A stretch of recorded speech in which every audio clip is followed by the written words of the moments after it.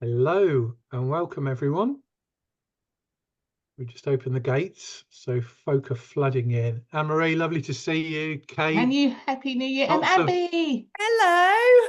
Happy New Year. Happy New Year. Right. Yes, I was so happy to see you running this. I thought actually I'd come and join so I Oh, could see you as well. Oh, It's been a brilliant. while that's since, so kind. yeah, Chris spoke to me about this about 2 years ago, I think it is. So I'm really keen to see how it's kind of come on. Yeah, definitely. Hi, Emma. Hi, how you doing? You all right? Yeah, I'm good, thank you. Good. Good-o. It's interesting we're talking about energy today, isn't it? When it's first week back. It's never a better time to talk about energy, really, in the first week back after Christmas holes. It's what we all need, especially when the weather's like this. Definitely. We've got rain down here. Oh. Let us know, folks, where you're dialing in from, and if you've got snow or not. It's Oh, very we need dark. some warmth. Yeah, we need some heat from the far-flung places, I think, today. Uh, I was just we've saying got- a minute ago, it's finally started snowing here because it's done nothing but rain for the last 3 days. So I'm on the south coast, just the other side of Worthing. It's raining over here, Katie. Well, I mean, I don't think I say it's not going to settle. It looks as though it's a little bit on the patio, so there's a lot of it, but like I say, it's just been so wet. Oh. So I didn't think we were going to get it at all.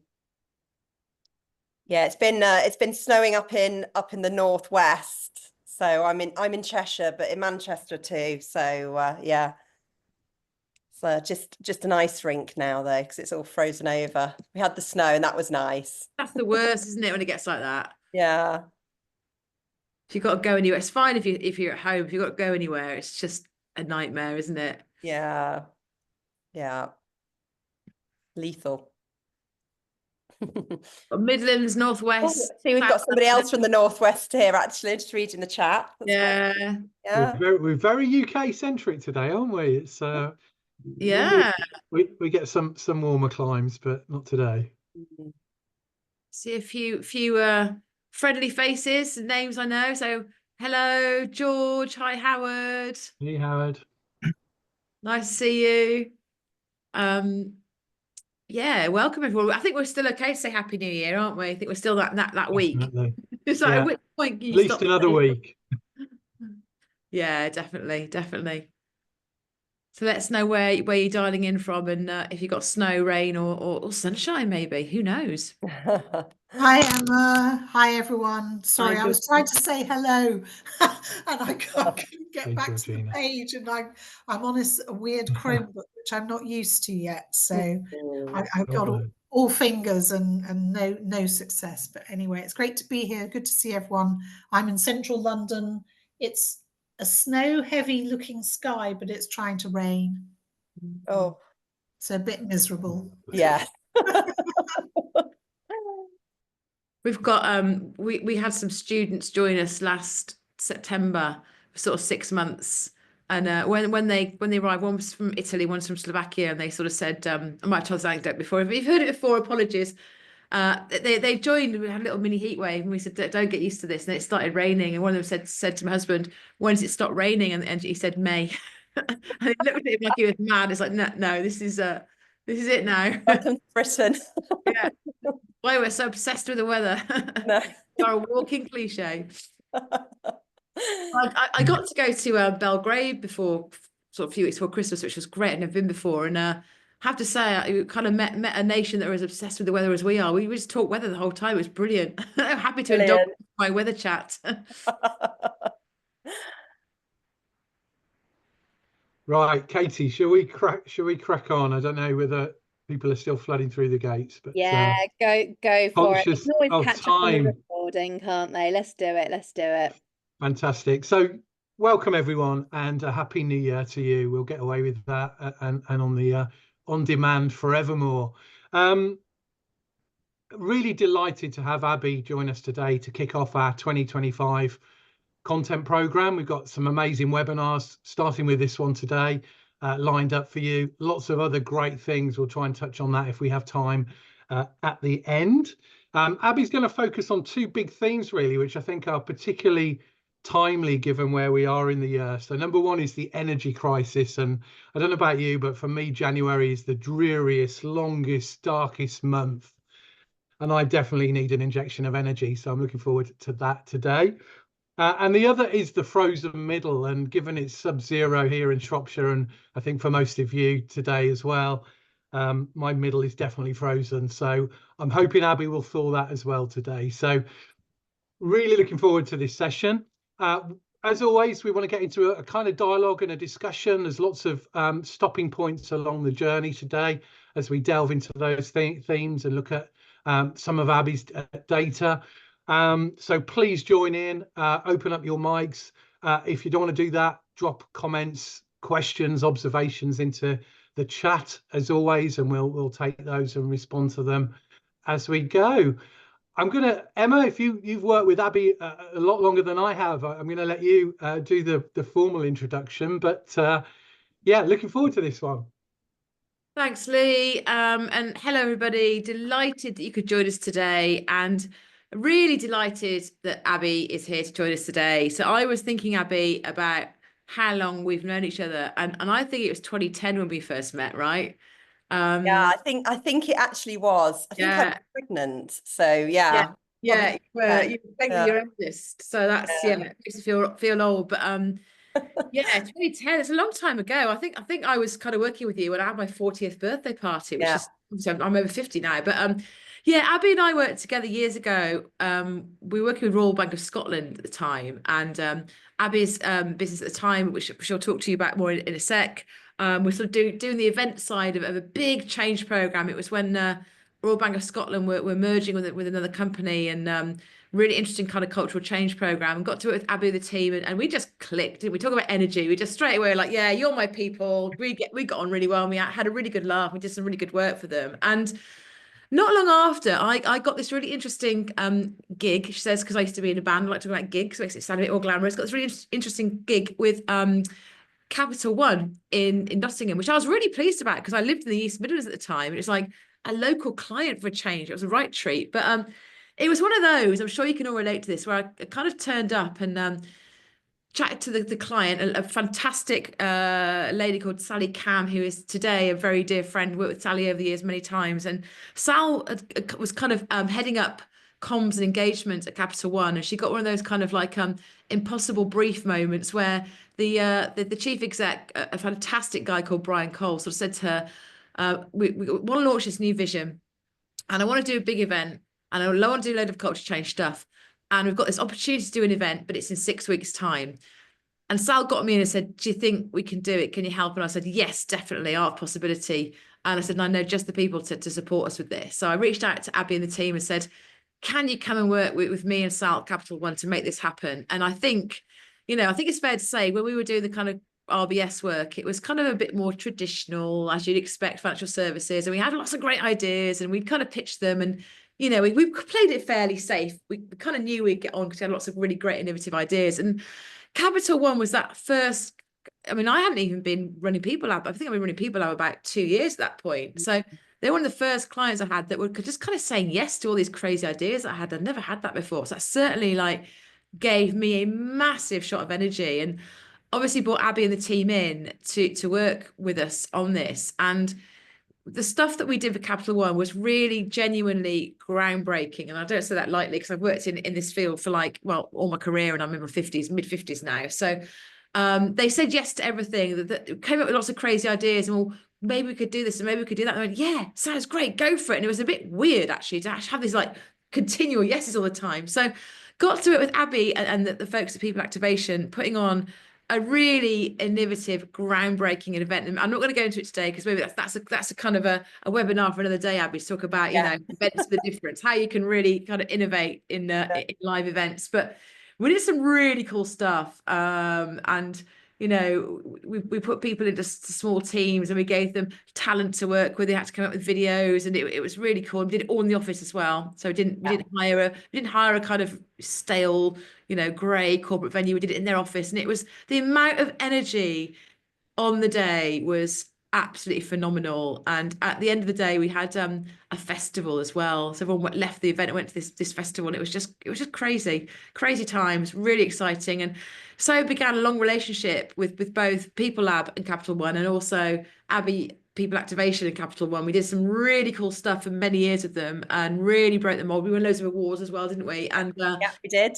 yeah, it was ace. And I think, you know, what you're going to talk about today, kind of coming back to the point I wanted to make really about kind of energy, connection, collaboration. Those were themes that I guess kind of really bonded us right back at the beginning. We had a very similar energy. We both brought a very similar energy to what we're working on. And I think that's something that we both really bought into from a very, very early stage. So I am, you know, delighted to welcome Abi today to the webinar, and really excited about the research and the work she's going to talk to you about. So I'm just going to hand over to you, Abi, and you can crack on and share your slides and your words of wisdom with people on the call. Yeah, thank you very much, Emma. That's a really great introduction, and thanks for inviting me today. It's great to be here, and it's great to meet you all. So thanks for your time as well. I'll just give a very quick whiz around what people activation is. Our whole, just building on what Emma said, really, our whole ethos is around moving people to action, and that's not just a physical action or a physical movement. It's actually around emotion and essentially building that emotional connection between a business and the people that work for them. And actually, right at the very start, when we worked with Emma back in the early days, we were actually named as rapport, and rapport is actually all around being on the same wavelength as your audience. So if you're a leader, it's all about like that sort of like parity and kind of finding that kind of middle ground or that common ground. And as we evolved into people activation, it always came across that, you know, why do we actually want people to go to these to experience you know, these events or whatever it is? And actually the reality is that change only happens if enough people care, and it's about making your organizational priorities people's personal business. And that's really what we are at People Activation, what we are here to do. And we're always asking, well, what do you want people to actually go away and do differently afterwards? And in order for that change to happen, there needs to be that emotional connection. So we talk about changing companies.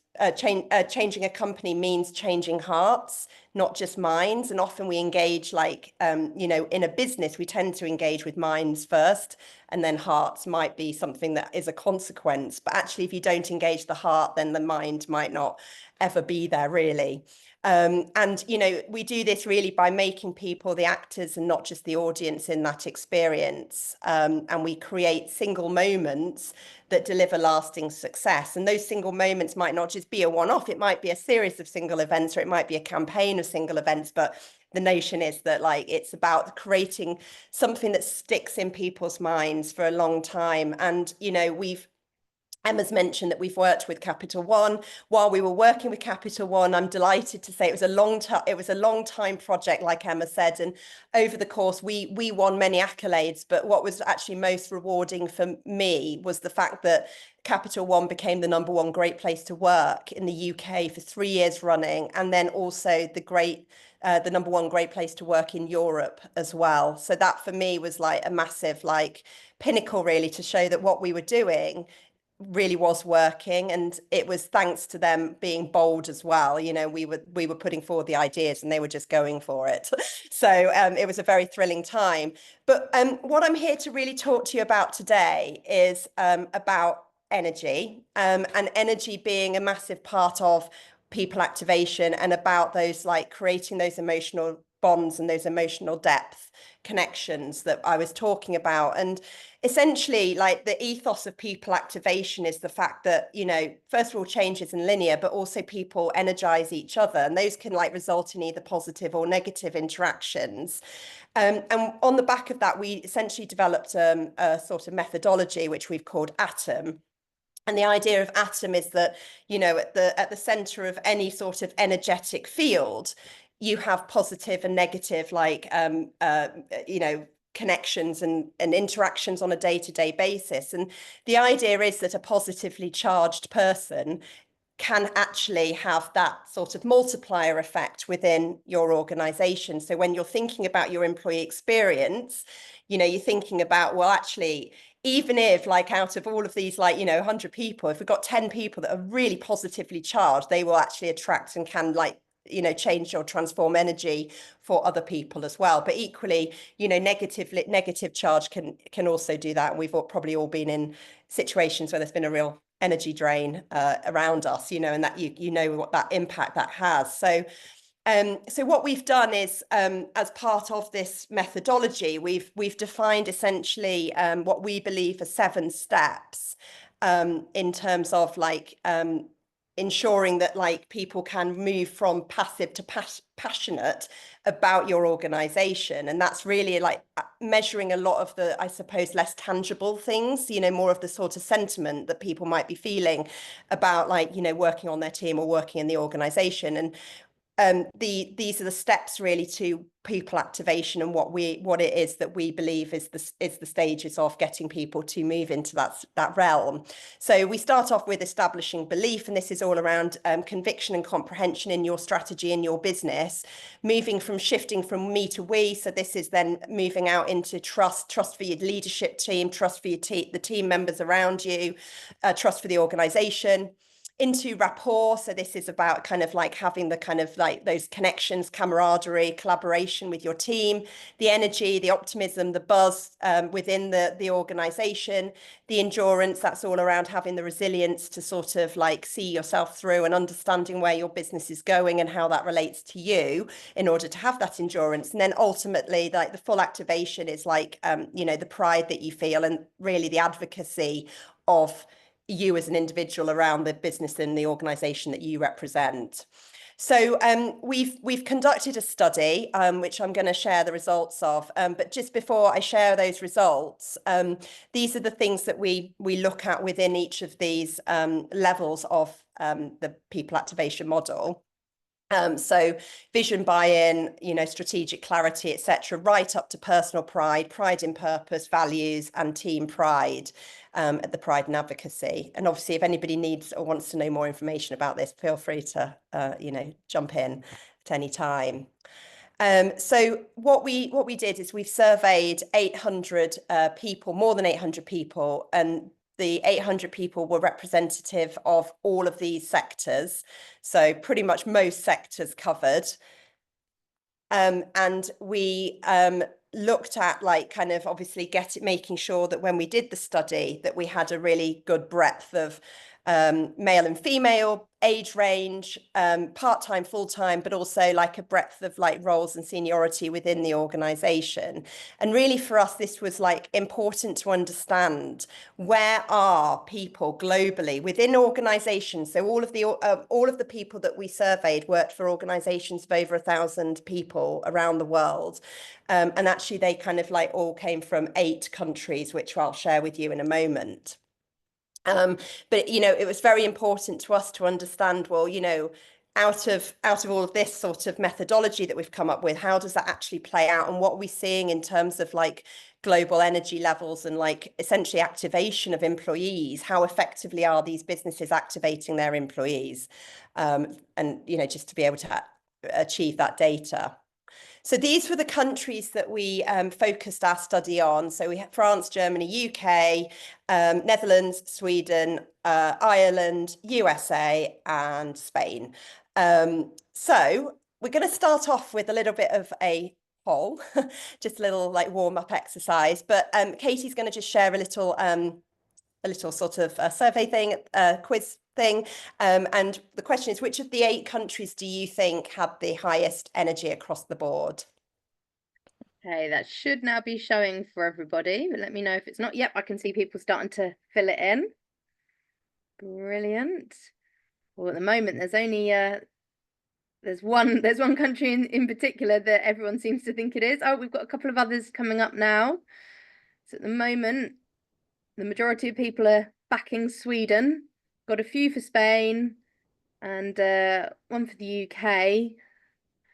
We've got USA coming in now as well, and Ireland. I'll just give it another second for the last few votes.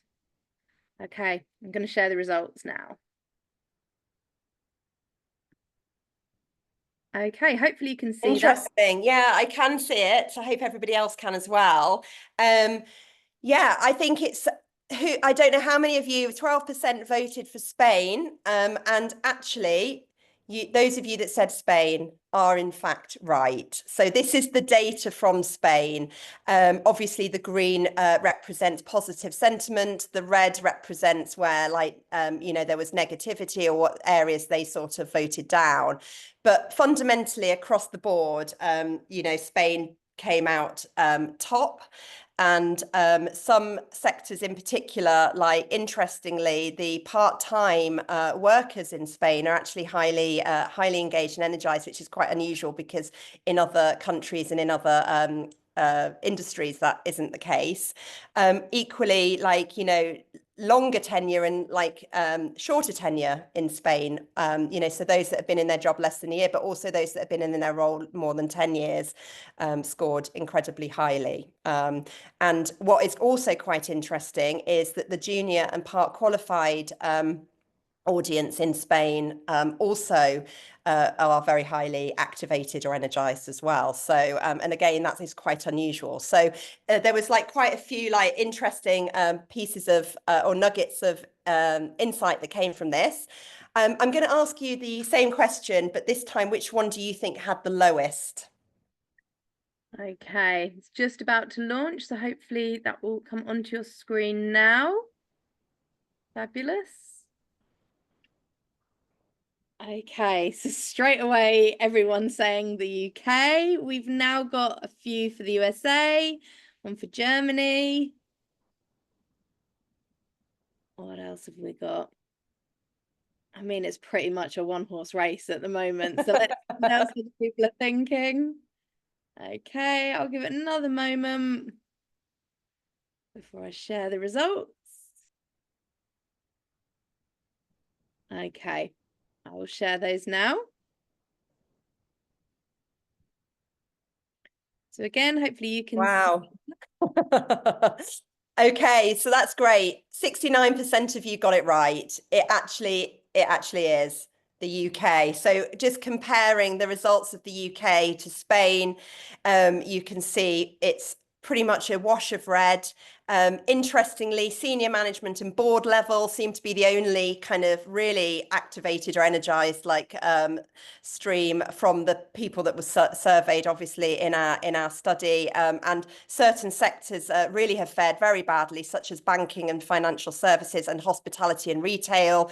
And in the UK, part-time workers are absolutely a wash of red compared to full-time, which, to be honest, isn't much better, but has a little bit of green shafts of light in there. So yeah, that was it's obviously, for those of us that are in the UK, there's obviously work to be done, and I think that's why we're all here today. But just for those of you that are interested, and for those of you that actually said Sweden, you weren't far off. So Sweden was second, and the USA actually have fared better. They were halfway down the list, and France was not far behind the UK as well. So I'll just quickly go through the insights then. When we asked the sort of questions for the survey, the areas that scored highest were performance expectations, collaboration and camaraderie and rapport, and in advocacy or pride, personal pride. And then what this actually tells us in terms of what this looks like and what the questions were that scored particularly highly, what it tells us is that people actually know what good performance looks like in their role. Which is good. And also from a rapport perspective, a lot of people, I think, might go to work for the kind of team camaraderie and the opportunity to collaborate with other people. They feel that they have confidence in their team, that they can solve problems together. And the personal pride that they have personal pride for what they do and who they do it for, which again is heartening to see. However, we then look at what the negative scores were. So there's 5 here. They were all very similar. But the lowest one was actually strategic clarity, then followed closely by reward, buzz, horizon, And the other lowest one was optimism. So this is like a lack of personal energy within the organization. So again, when we look at the questions that scored very low, in conviction, people just aren't convinced that the strategy that their business is pursuing reflects the values in which they believe. Comprehension, they don't understand the reward. So if our organization is successful, how will I feel the benefit of that? And then 2 from energy, so optimism. The organisation I work for is full of positive energy. This was across the board one of the lowest, I think, if not the lowest. And then buzz, I am excited about the organisation we wish to be. And then finally, horizon, endurance, which I believe is kind of very connected really to the strategic clarity, which is I'm clear about the time it will take to achieve our organizational goals. So that idea that, you know, the never ending yardstick of like being in an organization where it just seems to be continually changing and the horizon is just continually like just almost slipping away from you. We also asked people which of the big 5, or if any, are you aware of within your organization? So the big 5 being like purpose, priorities, vision, mission, and your brand strategy.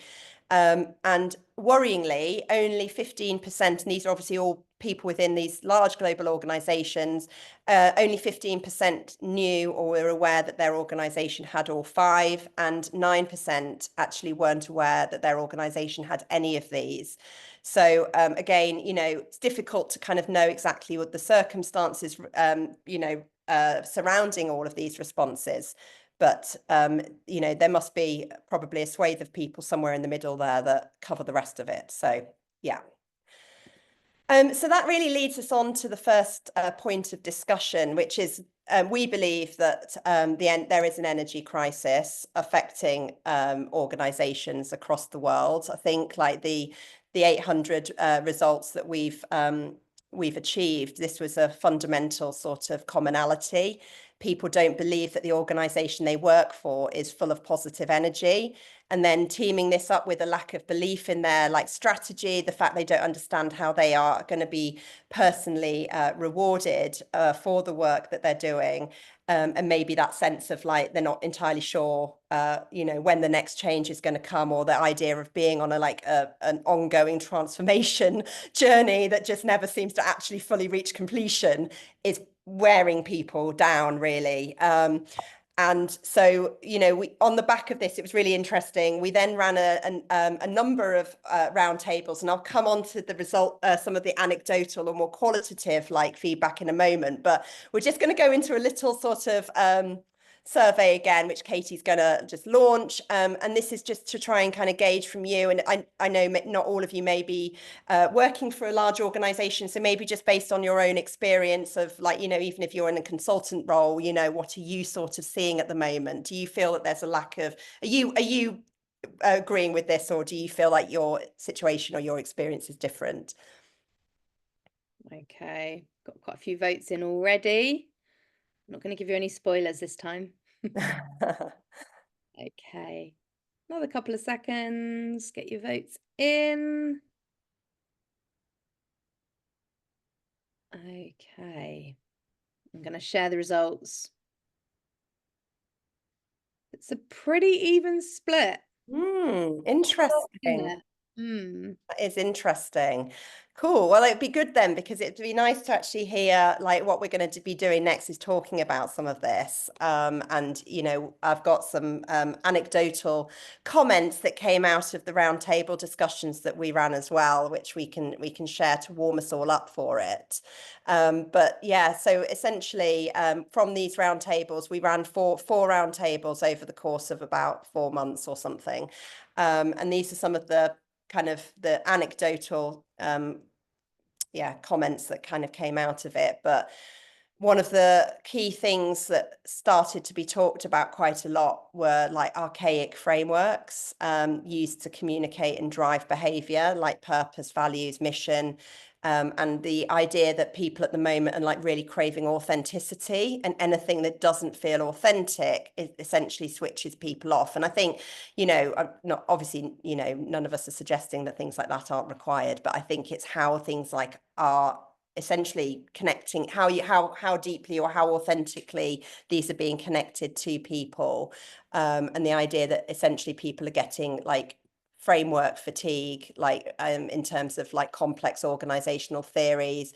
Another thing that was raised is transformation is treated as though it's a block that we need to get through before returning to normal life, and that's never the case. It's like an ongoing process, and I think, you know, we're seeing this like rapidly, even more. You know, I think 2025 is going to be quite an interesting year in terms of AI and, you know, the digital transformation that just seems to be kind of gathering pace like daily, and how people are like energized by that, or conversely switched off by it. And then the other thing, one of the other kind of key things that was talked about was the average length of the C-suite group is 3 years compared to the wider workforce. So again, this idea of like just constant like chopping and changing of strategies and, you know, vision and things like that, you know, the idea that everybody's wanting to maybe make their mark or put their stamp on it.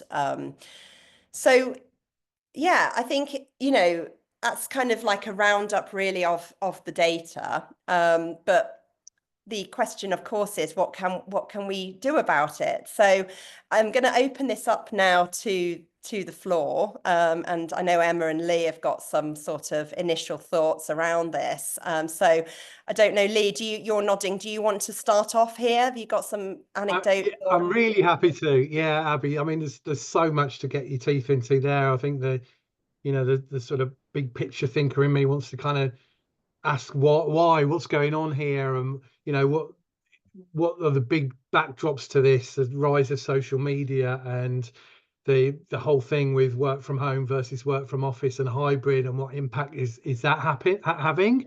But I think, you know, that's a great question. How do we inject more energy into our organizations, and what can we do as practitioners? And I think, you know, with me with my historic kind of internal comms hat on, I think the way we communicate is a big part of this. And I think in many ways the model is broken. You know, we still are obsessed with channels and content and top-down messaging, and actually to do this, it's really a bottom-up thing. It's about involving people. You used the phrase earlier, Abby, actors, not audience, which I absolutely love. I hate the word audience. It's one of my big bugbears that we talk about our employees as this sort of passive bunch of spectators. They're not that. They can never be that.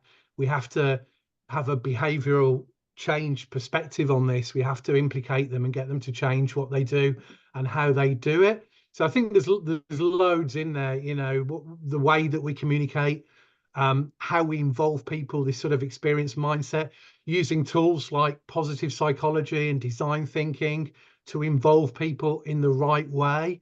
You know, there's so much. It just needs flipping on its head almost. And to me, it's that profound. It's a sort of model shift that's needed, although admittedly there's some small practical things we can do as well. Yeah. Emma, you probably will build on that point quite nicely. So many thoughts are like whizzing around my head, so much to go at here in terms of something really practical. And I'm going to sound like a broken record here, but I just come back to something like best experience, right? Have a conversation about what is a good day look like for your people. We see time and again companies wanting a kind of a magic bullet for this stuff, and not taking the time to understand what good looks like for their people, and just, you know, putting some sort of like really shiny solution, whether it's like a, you know, a new kind of like reward scheme, or, you know, benefits, shiny benefits. Let's get perk box in. Let's give them perks. Let's move them all to a funky office or whatever it might be, or let's put an app in, an employee app that'll fix it. And none of these things do. And I'm like, I'm getting to that point now where, you know, I keep going about my age, and I'm quite happy to be the age I'm at. I'm very grateful to be the age I am, but you know, I do feel like I've been around the block a bit and been there, done it, got a t-shirt, and I'm like, come on. It doesn't feel like we've moved much since when I first started in the corporate world in the 90s. We're still doing the same things, and we're hoping to have a different outcome, which is, as we know, the definition of insanity. something really fundamental needs to change. And I know we talk a lot about this in the X space at People Lab, and I know, Abi, you're on the same page as well, which is why we bonded so much. But it's really about, it's not about the kind of, for me, the sort of shiny sticking plaster that we think is going to solve all our problems. It's about getting back to basics and finding out what does good look like for your people and how do we get more of that. It's not rocket science, this stuff, but we need to go and do that and have those conversations. So that for me is like the obvious place to start. Yeah, I mean, oh, sorry, go on, Lee. Sorry, Abi, and I was just going to say, you know, you mentioned hearts and minds, and that's the critical missing link for me is we still dodge emotions. You know, we don't do enough around emotions and what's going on that level. A lot of the communication content is rational minds stuff.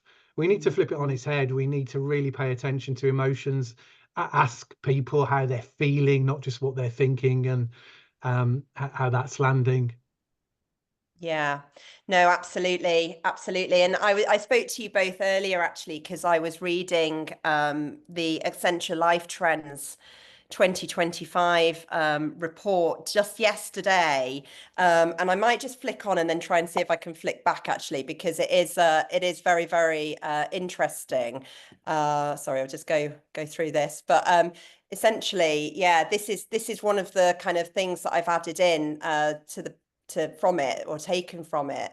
They refer to this EX recession, which is a phrase that has been kind of picked up by or coined by Forrester. And the idea is that there's a lot of worrying tensions depleting energy within the workplace. And without intervention, we could see a breakdown of the employer-employee value exchange, such that people continue to mute themselves in the workplace. So it's almost like the things that we know that have worked or, that we've done in the past to generate that energy, like the stuff we were doing, Emma, all those years ago with Capital One, they've been gradually deprioritized. And I think COVID actually has had a massive impact on that, because even though we could say, well, it's 5 years ago now, why are we still talking about it? But actually, it has fundamentally and possibly permanently changed how we work, in terms of the fact that we're not necessarily all together all the time.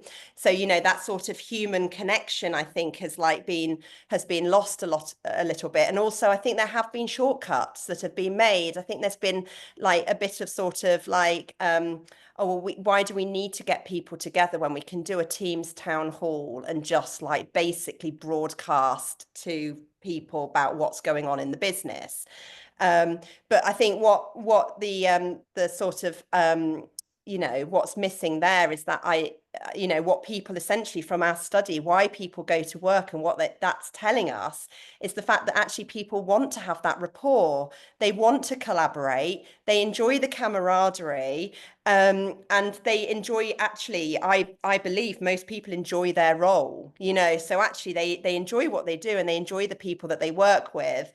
But what they're missing out is that fundamental human connection, which I think has actually, disappeared, or not disappeared completely, but it's definitely been depleted. And, it means that there's less money that's being invested now in those sorts of activities. And I think, Emma, what you were saying about the conversations, the simplicity of just actually talking to people, asking them a question, it's very important. It's maybe been missing a little bit as well. But it also goes on to say that the workforce needs to be re-energized, starting with leaders. We need to facilitate authentic human connections, whether face-to-face or remotely, to revitalize teams, foster trust and boost engagement. The anemic feeling from year-over-year cost cuts is in the things that energize people will need to be watched carefully. So I do think maybe that's just a bit of a well-timed report release, that came out literally just, I think, I don't know, this week or last week or something. But one of the other things that it talks about is this idea of social rewilding. And that is actually people wanting to go back a little bit into simplicity.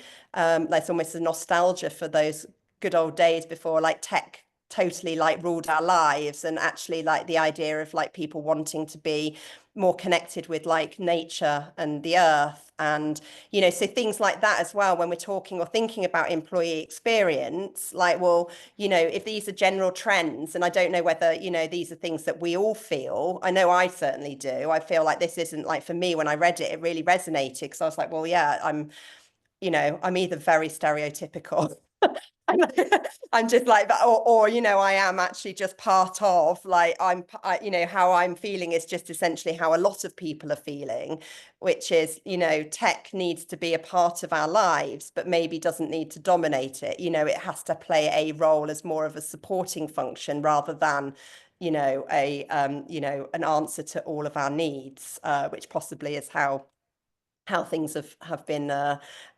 moving since COVID. And I think especially with that introduction of like AI being more of a feature, I suppose, on a day-to-day basis within work, you know, that kind of like push for humanity, or that push for human connection, potentially, it's just a theory really, but potentially could end up going the other way. But, you know, I'm open to other perspectives on that, and whether people, does any of that resonate? Abi, I'm conscious of time, and got a very timely, comment from Howard about question around senior leaders. So I'm not going to preempt that, but I think if we can move on to the frozen middle piece and maybe get a question going at the end, that would be great. Yeah. Okay. Hold on. I'm going to just go back then, because I jumped ahead a little. So yeah. Okay. So the frozen middle. So this is another kind of phrase that came out, or a sort of an outcome of the study that we did. We coined it the frozen middle, and this is like essentially, apart from like Spain, which seemed to just be an anomaly in that basically all levels seemed to be pretty engaged. Across the board, the most aligned were the board and senior management levels, with less lower levels or other levels being less aligned or less energized or engaged with what it is that they're doing. And, like, you know, that was obviously correlating with all of the negative responses that we saw earlier on. The idea is that there's an us and them differentiation, and the category that were particularly low in terms of engagement and energy was actually the middle management. And it sort of opened up a kind of an interesting discussion that we delved into in our perspectives roundtables, which again I will come on to in a moment. But again, is this something, I guess another question to the audience is, are middle managers, as far as you're concerned, less engaged within your organisation? Do you feel like these are maybe the people that have the hardest job to do, or? Katie will open the poll, I think. It is working. Let's try that again. Can you see it now? Yeah. Yeah. Bit of a lag on that one. Okay. Okay, we're about halfway through.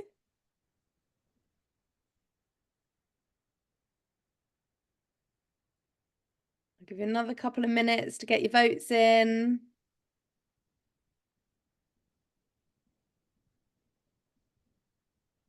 Any more for any more?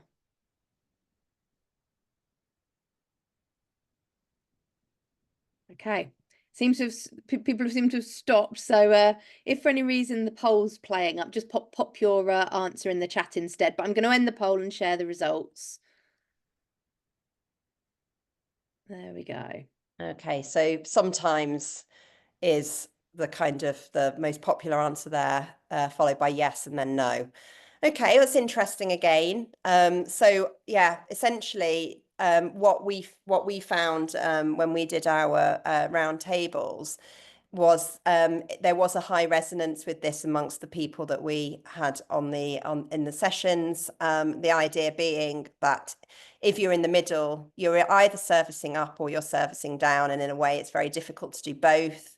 There was a lot of conversation around empowerment, the idea of that, you know, failing fast concept, but actually, unless people have, the middle managers have that psychological safety in order to fail fast, it resulted in like actually a lack of empowerment, which was almost paralyzing them.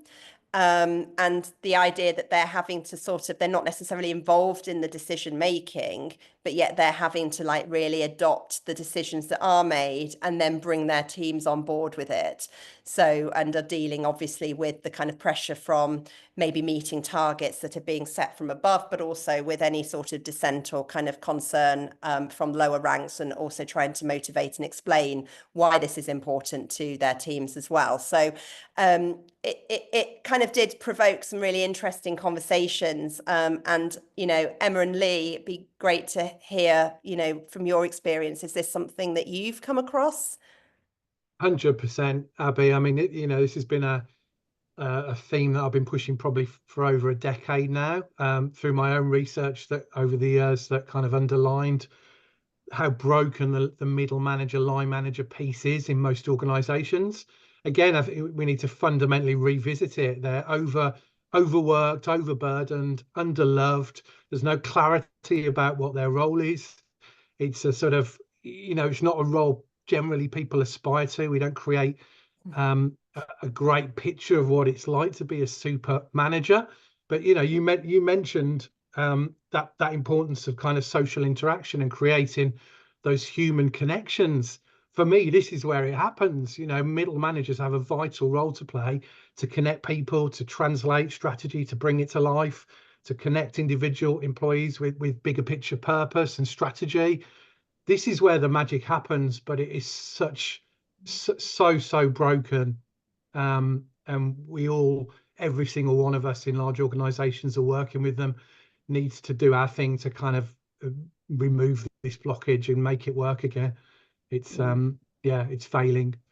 Yeah, it's interesting what you say, because there's so much like sort of you know, the leadership kind of you know, description of a leader. You know, it's obviously a lot of people are aspiring to that, but like you say, no, you know, there's less sort of glory around like the idea of just being a really, really good manager, you know, or Yeah, great it's a stepping stone. And you know, interesting. actually a lot of managers, you know, they're not team leaders, they're not managers of people, they're managers because it's a sort of seniority label. Yeah. They're technical specialists who, so you know, we have to define what a team leader stroke line manager actually is. Then we need to empower them with the skills and the knowledge they need to do that job supremely well. But often we put them through these sheep dip training exercises, or, you know, how to use PowerPoint. That is not the same thing. So it's so broken. There's so much. I could go on for days on this topic, Abby, but 100% I'm with you and with the research on this. Yeah, no, absolutely. So what do we feel that we can do about it then? Emma, have you got any kind of thoughts or suggestions? Just a small little question. Yeah. Well, it's a small topic, and if you can do this in like less than 10 minutes, that would be great. I mean, this has been something that, you know, from my early days in my early corporate career, it was an issue back then in the 90s, and I, back when I worked for Seaboard, then became EDF Energy, we did a whole line managers as communicators piece, which was actually, we realized this is the 90s, right? We still haven't got heads around it. Say we, obviously not me and Lee and people on this call, but other people. You know, we realized that actually most of the communicating was done by managers to their teams, not by the comms team. And if we could get them good at this stuff, it would make our lives so much easier. So we did a whole piece using the old Roger Dupree stuff, Lee. You remember that? Roger Dupree's model, which I've used many times since. A great model. And I, like Lee, you know, I could bang on about this, and I've written books, well, I've written chapters in books about this. And you know, we do manage a disservice. We blame them for a lot, but we're really rubbish at supporting them. And I think that, you know, if you're lucky and you become a manager, and you do an okay job, you might earn a place in a high potential course a few years down the line. We probably don't really need it, and it's probably too late by then. So anyone that's new to managing people should straight away have the support and the intervention they need, because it doesn't come naturally to most people. I mean, I'm a psychologist, right? And I remember when I first, which means I should know a bit about people, and I do. When I first managed people, I mean, I got so much of it wrong. I didn't have a clue what I was doing. Luckily, I had a level of self-awareness, which meant I could see that I wasn't doing a great job. you know, from my point of view, it's like I've got a very I've recently, the last couple of years, discovered that I'm ADHD, and it makes a lot of things in hindsight make sense now. So I'm either like procrastinating terribly or working all the hours God sends, and I didn't want to kind of like I didn't want my team to think that they should be like kind of working stupid hours like I was and sending emails at like 2 a.m. So what I would do is I would take stuff off them because I didn't want to overwhelm them. What happened was they were just really bored. They thought, oh, she gets to keep all the really cool, funky stuff. So anyway, I made a lot of mistakes, is what I'm saying. It's really hard managing people, and in organizations, we talk the talk, but we do not walk the walk. And in terms of what can be done about it, you know, yes, don't get me wrong. I mean, I'm an ex-academic. I love going on the kind of the high potential kind of leadership development programs where you learn all these fantastic models, and I know you swore then, fantastic models, and you know, kind of really go deep into the theory. Actually, for most people, that doesn't work. It's interesting at the time. You go, that was fascinating. Do you use it when you get back to the day job? No, you don't. So going back to what can be done about it, we need to make it. So going back to my kind of background as a behavioral change psychologist, change happens when you make things really simple and easy for people to, you know, to make the changes they need to make. And the minute they've got to really think about it, they're dead busy like a line manager is. They're going to go, oh, yeah, I know that makes sense. I know I need to do it. I bought into it. I haven't got time or energy for it. I'll do it later. So how do we make it really simple and easy for them to do this? So, you know, we've got a whole, and I am going to give a blatant plug here, we've got a whole line managers toolkit on the EX space that I've developed over 20 years using tools like appreciative inquiry from positive psychology, which are really, really simple. So things like have a best experience conversation with your team, because most managers can do that. If you say to a manager, take your survey results and, you know, action plan around it, most of them go, well, I don't really know how to interpret my survey results because I'm not a research scientist. There's some stuff on there which I'm not very proud of, so I feel a bit embarrassed or ashamed that perhaps my team isn't very highly engaged. I'm really worried about that. It's not going to reflect badly on me. So I might ignore it, or I might get really defensive about it, and I might beat my team up about it, depending on your style. You know, it doesn't work. We know it doesn't work because we've got a whole industry around surveys and engagement that hasn't got the results it should do. So what do? We take a positive approach, a strength-based approach, coaching approach, where we say, as a manager, you tell me a story about a time when you had a brilliant day at work. What was going on for you? That's really safe. I can do that. Most managers could do that. And if they can't, they probably shouldn't be a manager, because it's such an easy conversation to have. Just say, tell me about a time when you had a really great day at work. Can be from this company or previous. And I'll listen to that. And I'll start to think about what that's telling me. Right, okay, what could it be like in the future? Let's future vision this. Let's think about where we want to be as a team. That's another really safe conversation. Feels really easy. I could do that's part of my team meetings.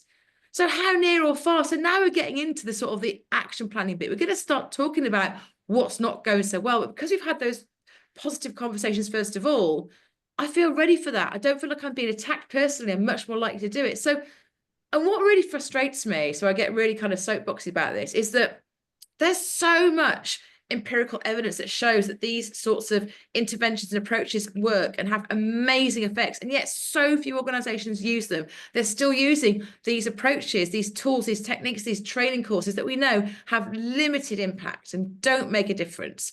And we know there's a whole load of stuff out there that can really make a difference, and yet companies are still not using them. And that's one of my bugbears, is how can we really educate the organizations we work with, the C-suite we work with, say, this is the stuff that really works, either because I've used it before or I've done my research, rather than just going down the route because some, you know, amazingly expensive consultancy. You go for the big four. The big four are great at, I'm not saying they're not good at stuff that we do, but, you know, they started off as accountancy practices, and yet people go to them for EX. Like, why would you go from the big four for EX? Go to an expert, go to someone that really knows this stuff, that's been there, done it, got the t-shirt. So bit of a rant there, and I get very passionate about this, but I think there's a lot we can do about it. So yeah, hope that makes sense. Yeah, no, thanks, Emma. That was really, really good. And I think, like, from my experience, I mean, I can obviously talk about the activation side of like an employee experience, but what I see very, very commonly is either leadership are activated. So, you know, they might have a 3-day conference somewhere really nice. They get brought in. There's like, you know, loads of amazing, you know, they get to hear guest speakers. They maybe get like, you know, gala dinners. You know, they will be hands-on with strategy and all of the challenges maybe that are facing the organization. And then, or there's like an all-employee activation or campaign. But the middle managers, like, I think I could count on one hand how many like times we've done an event like just aimed at like at middle managers, and yet, you know, like we've been saying, they're the ones that really have like, you know, they have the potential to be the scapegoat if something's not like you know, been well communicated. There's obviously that risk of consistency in terms of like, you know, if a leader hasn't passed a message down to, you know, from that event or that conference that the leaders went to, if that's not been well communicated by one leader to their management team, you know, then that whole like swathe of the organization may not be brought on board with that message either. So I think, like, you know, there's, from my perspective, certainly, you know, that sort of investment. And I don't know, you know, you may have like obviously insights into why this might not be happening. But, you know, from my perspective, like that idea of investing in the middle managers, it just doesn't seem to be a thing, really, certainly from an activation perspective. Yeah, it's really frustrating. Like we've seen this so many times, haven't we? You know, the board get like, you know, weeks, months, years sometimes to get their head around stuff. They get given the space, the time to think about it, and psychologically save space to kind of kick something around. And then as it moves through cascade, hate that word, but through an organization, then you get the sort of the celebrities, which is that kind of, you know, your top 50, your top 100. Who's on that list? I mean, how many debates have we had about who should be on that list and who shouldn't? It's all BS, right? And they get like maybe a couple of days, and then maybe if you're lucky, you kind of, your frontline managers might get like a couple of hours, and that's where the magic happens. I know, Lee, you'll be on the same page as this. So something needs to be done about this. And I think for me, it's like had a bit of an not an epiphany, but I was thinking about how it feels for, like, you know, the whole like Instagram thing where you know, people that were kind of in the maybe the fashion industry or the kind of home development, you know, kind of interior design industry knew their stuff, and then suddenly all these kind of like, you know, pretenders got on Instagram, and suddenly, you know, with the best one in the world, someone that had done their house up was suddenly an interior designer influence. It's like, that's quite insulting, right? And we see the same, you know, in the workplace, that kind of you get, there needs to be more respect for experts who live and breathe whatever it is they work on, whether it's leadership development, whether it's internal comms, whether it's whatever it is you do. Go, trust me, I can give you the best advice into how to reach. We both want you to reach your goals. We both want you know, this change to happen. You know, to smash your sales targets or to enact this big transformation program. If you just let me do the right thing, or just work together to do the right thing, we can do that. But so often, there are those people that go, no, I know best, and then you sort of, and then your energy is depleted. It's like that clip in Amelie, if you ever watch that film, where she kind of just pulled. And I feel like that sometimes. I'm in an organization, I'm so passionate, and I'm like, trust me, you know. And they go, no, I hear you, but we're just going to give them a document to read. I feel like Amelie when she's like, my energy goes. I think, oh God, why bother? And I think, and I keep coming back for more. And I'm still at 54, I've got energy to sort of, though there are great people out there who want to do the right thing. But I think for me, that is kind of a real theme for me this year. It's like, how do we tackle that lack of respect for genuine expertise, so that people listen to the right people and go, okay, like Capital One did, you know your stuff, right? You got the credentials, we trust you, and look at the magic we made happen. As you said, between us and the great team there, #1 best place to work in Europe. We proved it. We've done it before. We've done it with other organizations as well.